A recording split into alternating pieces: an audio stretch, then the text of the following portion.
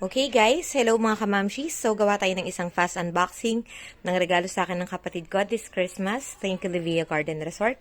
Okay, so ang i-unboxing natin ay ang Asahi na electric fan with model WF, means wall fan. Size 18 na wall fan, WF 821. Okay, so open na natin siya bago natin siya ikabit. Asahi ang brand ng mga electric fans namin para heavy duty. Para sa kagaya ko na merong kakaibang swerte sa mga gamit.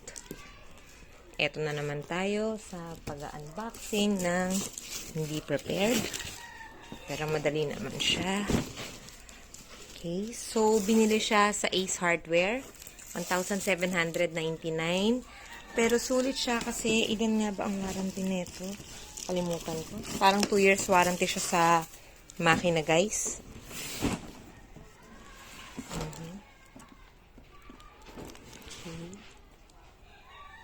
Ayan.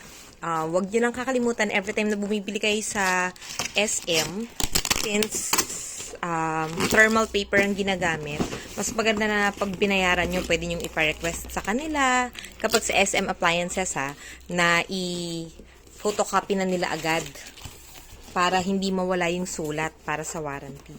Okay, so what's inside the box? Plastic. Ito yung pinaka-makina niya. Ayan. So, rotary ang selection. 0, 1, 2, 3. Ayan, hinimatay na siya. So, ano ulit? Plastic pa. And then, yung blade and yung dalawang pirasong grill o yung pinaka-cover. Okay. At feeling ko sa loob nito. Ayan. Okay. Nandito sa loob netong makina yung pinakatakip. Ayan. Kasi ito yung kinakabit sa pader. Ayan. Okay. So, marunong naman na tayo kung paano ikabit to. Pero, tuloy na rin natin. Okay, so itutuloy na natin. Ito, nakalagay dito. Yan. Kada maliit na part na to, importante guys. So, yung una, na grill, dito ipapatong. Makikita nyo naman yung design niya. Yan. So, nag-fit. Nag-fit. Tapos, ito, pang sarado. Paano siya? Pa-clockwise. Kung paano ang takbo ng ikot ng relo. Clockwise tawag doon.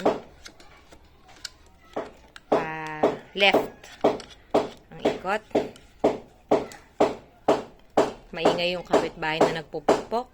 Tama-tama pagkaka-live ko. Ay, video. Tapos, ito. So, pa-half moon ang dating niya. May nakaharang pa. Aalisin nyo yan. Baka isipin nyo. Ayan. So, mapapansin nyo na half moon din to. Dito yung flat and then dito per circle. So, kung saan yung flat, itapat nyo lang yung flat dyan. Ayan. And yung ating pabilog. Asa na?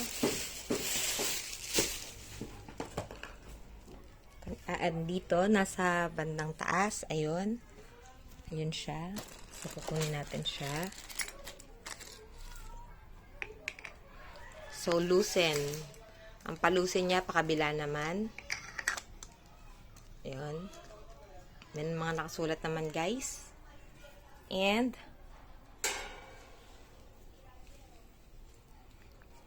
okay. Tapos, ilusot na natin. Merong itong nasa taas dito. Ayan. To. Lusot nyo sa isa sa mga grill.